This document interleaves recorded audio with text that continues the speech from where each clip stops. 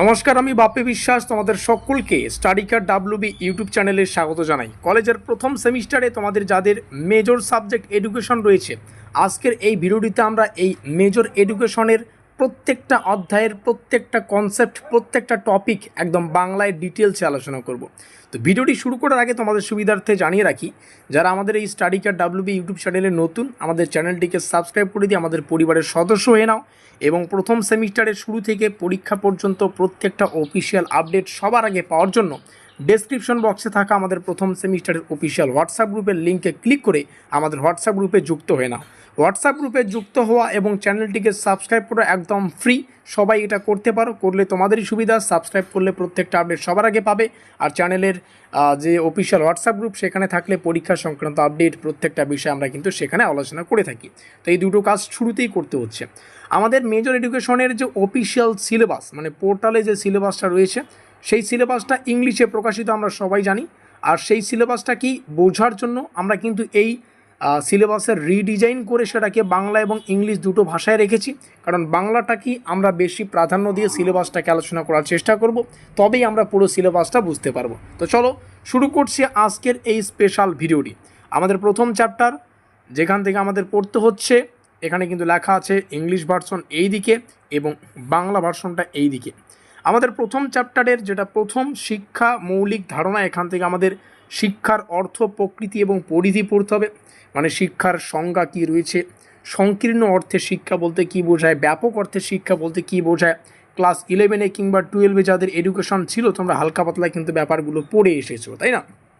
তারপরে এর প্রকৃতি, পরিধি রয়েছে, এর প্রধান বৈশিষ্ট্য কী, পরিধি মানে ক্ষেত্র বা কী রয়েছে, এগুলো পড়তে হবে। শিক্ষার কার্যাবলীর অংশে আমাদের ব্যক্তিগত কার্যাবলী রয়েছে, সামাজিক কার্যাবলী, সাংস্কৃতিক কার্যাবলী, এগুলো পড়তে হবে। শিক্ষার উপাদানসমূহ রয়েছে, যেমন শিক্ষার্থী, শিক্ষক, পাঠ্যক্রম, শিক্ষা প্রতিষ্ঠান, পরিবেশ, পরিবার ও সমাজের ভূমিকা, এই সমস্ত কনসেপ্ট আমরা এখানে পাবো। শিক্ষার লক্ষ্য যেমন ব্যক্তিকেন্দ্রিক বা আরেকটা হচ্ছে সমাজকেন্দ্রিক। তো শিক্ষার লক্ষ্য কাকে বলে, এই ব্যক্তিকেন্দ্রিক শিক্ষার লক্ষ্য কী হয়, সমাজকেন্দ্রিক শিক্ষার লক্ষ্য কী হয়, এই প্রত্যেকটা বিষয় আমরা প্রথম চ্যাপ্টার থেকে জানবো। এবার দেখো, আমরা যেভাবে এই সিলেবাসটা তোমাদের সামনে শেয়ার করছি, যেভাবে বোঝাচ্ছি, ঠিক এভাবেই বা তার থেকেও হয়তো বেশি পরীক্ষা নিরীক্ষা করে আমরা এই প্রথম এডুকেশন মানে প্রথম সেমিস্টারের মেজর এডুকেশনের প্রত্যেকটা চ্যাপ্টার থেকে একদম 100% official syllabus, official question pattern ডিটেলসে অ্যানালাইজ করে, বিভিন্ন পরীক্ষা নিরীক্ষা করে একটা পেইড নোটপত্রের সুব্যবস্থা করেছি। এই নোটপত্রটার প্রাইস শুরু হচ্ছে 550 টাকা থেকে। 550 টাকা থেকে প্রাইসটা শুরু হচ্ছে। এই প্রাইসটা পরবর্তীতে 650 কিংবা 750ও কিন্তু যেতে পারে। এটা ওয়ান টাইম পেমেন্ট, মানে এই প্রাইসের মধ্যেই, মানে 550 তো অফার সবাই পাবে না, কারণ ভিডিওটা শুরু করার সময় একটা লিমিটেড ছাত্রছাত্রীদের জন্য লিমিটেড একটা অফার দেওয়া হয়। তো 550 টাকা, ধরো 650 টাকা। তো 650 টাকার মাধ্যমে প্রথম সেমিস্টারে একদম মেজর এডুকেশন থেকে যে 2 নম্বরের, 5 নম্বরের, 10 নম্বরের প্রশ্ন উত্তরগুলো পড়তে হবে, সেগুলোর পিডিএফ একদম পরীক্ষা নিরীক্ষা করে তৈরি করে এক্সাম ওরিয়েন্টেড নোটপত্র আমাদের কাছে পেয়ে যাচ্ছ। নোটপত্র সংগ্রহ করতে নিচে আমাদের অফিসিয়াল যোগাযোগ নম্বর দেখতে পাচ্ছ, 7384041536। এখানে যোগাযোগ করে নোটপত্রগুলো সংগ্রহ করবে। আমাদের এই নোটপত্রের কিছু বিশেষ ফেসিলিটি রয়েছে, চলো সেগুলোকে তোমাদের সামনে শেয়ার করি। সিলেবাস তো এখানে দেখতেই পাচ্ছ, তবে আমাদের নোটপত্রের সাথেই তোমরা পিডিএফ ফরম্যাটে কিন্তু সিলেবাসটাও পাবে, আর এই সিলেবাসের কোশ্চেন প্যাটার্নও পাবে। তোমরা প্রথম সেমিস্টারের মেজরের নোটপত্র নাও কিংবা মাইনর, এমডি, তারপরে এসএসসি কিংবা ভিএসসি, প্রত্যেকটা টাইপের বা প্রত্যেকটা পেপারের নোটপত্র আমাদের কাছে পেয়ে যাবে।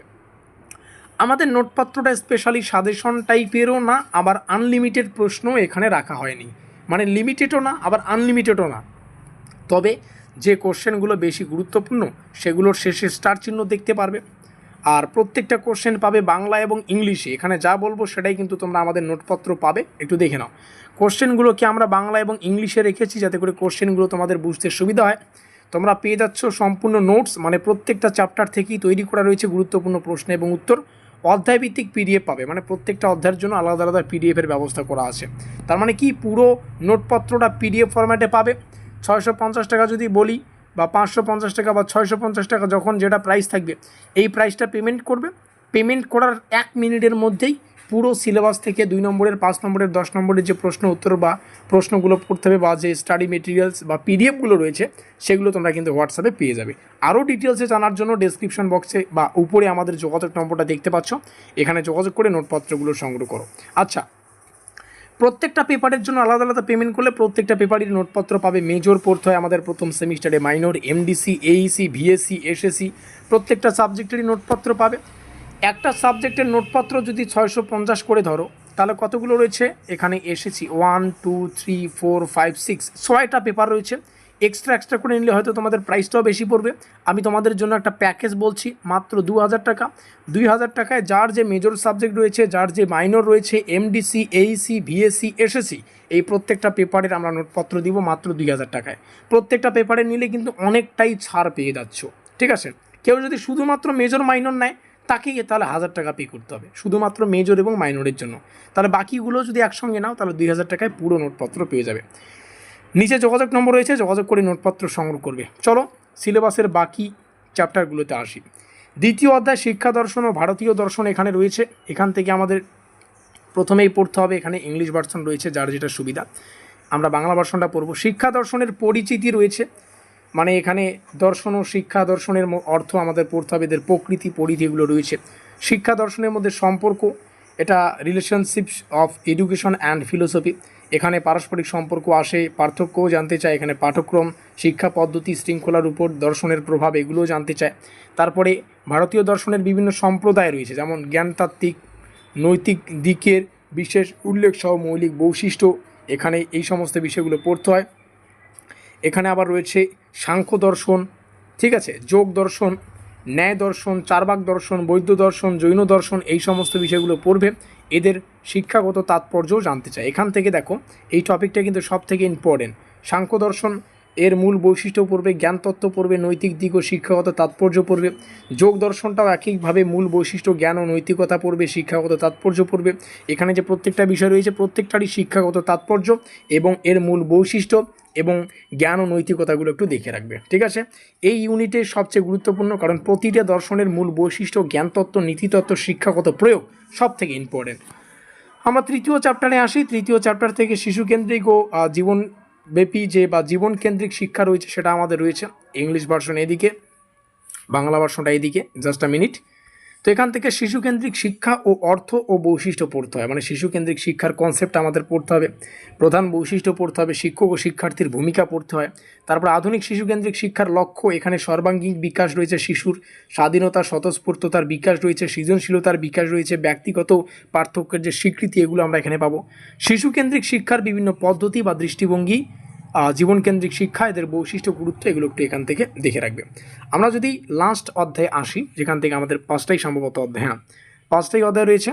এখান থেকে আমাদের পড়তে হচ্ছে স্বাধীনতা ও শৃঙ্খলার ধারণা, অর্থাৎ স্বাধীনতা আর শৃঙ্খলা এই দুটোর আলাদা আলাদা কনসেপ্টগুলো আমাদের ক্লিয়ার রাখতে হবে, যে স্পেশালি এই কনসেপ্টটা আসলে কী এবং এদের কিন্তু সম্পর্ক পার্থক্য পরীক্ষায় যেমন তেমনভাবে আসতে পারে, ঘুরিয়ে পেঁচিয়ে প্রশ্ন।